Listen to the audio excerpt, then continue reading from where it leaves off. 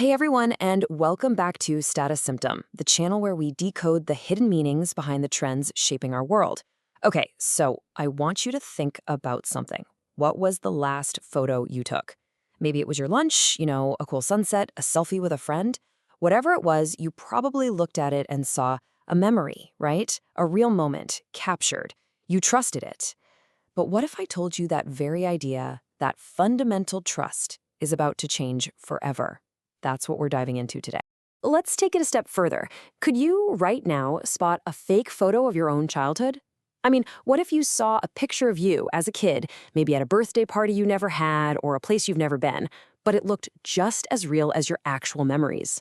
This isn't science fiction anymore, folks. Our relationship with photography, our very trust in what we see, is about to get completely rewired. So let's get into it. We're calling this first part the Great Unbelieving because for, 150 years, photography has been our gold standard for truth. You know the saying, pics or it didn't happen? That wasn't just a meme, it was a core belief. A photo was proof. It meant something actually happened. Well, that era is officially over. And the shift we're talking about is, it's incredibly stark. Just look at this. Before, say, 2020, a photograph was a record of reality. Period. Now, a photograph could be a completely synthetic creation, something an AI cooked up in seconds. This isn't some subtle, gradual thing. It's a total, complete paradigm shift in how we see the world. And here's the really crucial part. Every single photo you see from now on could be synthetic. And the fakes? They're getting scarily good, like perfectly convincing. We're past the point where our eyes can be the judge. You need deep technical analysis to tell the difference. So that means every image you scroll past, every news photo, every picture a friend texts you, it all comes with this little shadow of doubt now. Is this real? Or did an AI make it? So where is this erosion of trust actually hitting us? Well, the fallout is massive. Think about legal evidence in a courtroom. Suddenly, a photo isn't solid proof anymore. Or news credibility. One fake image can torpedo an entire story, right? It even gets personal. People could start faking old family photos, literally rewriting family histories. And maybe the most unsettling part, it could make you question your own memories. Okay, so as this kind of new untrustworthy world of images starts to take over, something really fascinating is happening. A clear dividing line is being drawn, an inflection point for what we consider truth. We're basically living on one side of this huge historical divide. Think of the year 2020, give or take, as the moment AI image generation just exploded. It went from being this weird experiment to something anybody could use.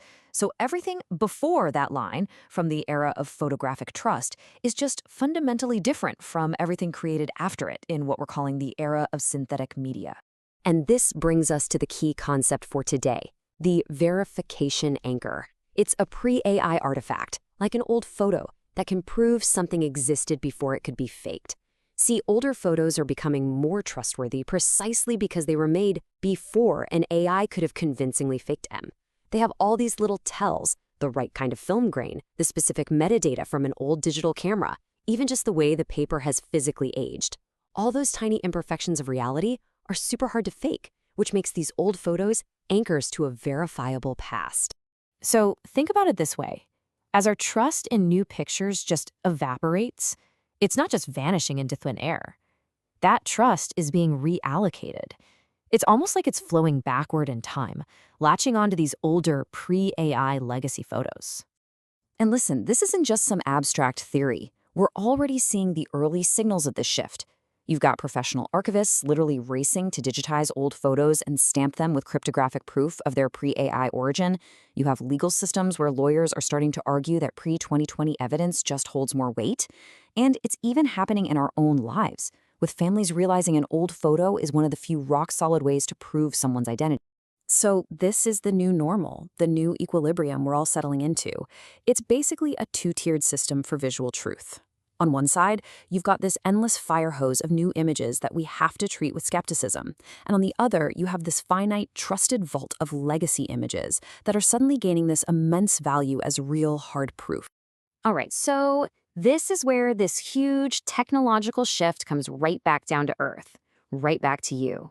We're talking about that shoebox of photos you've got in the closet, or that old hard drive from like 2008 sitting in a drawer somewhere.